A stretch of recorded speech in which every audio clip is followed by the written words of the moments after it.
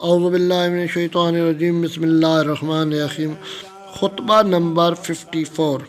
مولا امیر کائنات علی ابن ابی طالب علیہ السلام نے فرمایا، وہ اس طرح بے تحاشا میری طرف لپکے جس طرح پانی پینے کے دن وہ اونٹ ایک دوسرے پر ٹوٹتے ہیں کہ جنہیں ان کے ساربان نے پیروں کے بندھن کھول کر کھلا چھوڑ دیا ہو، یہاں تک کہ مجھے یہ گمان ہونے لگا کہ یا تو مجھے مار ڈالیں گے یا میرے سامنے ان میں سے کوئی کسی کا خون کر دے گا۔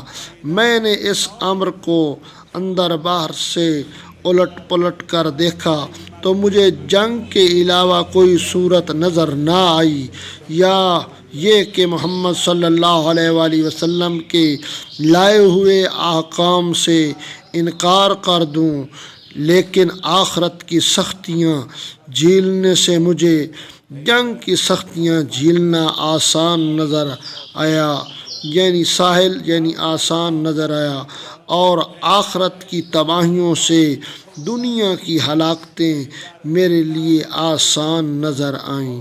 اللہم صلی علی محمد و آل محمد۔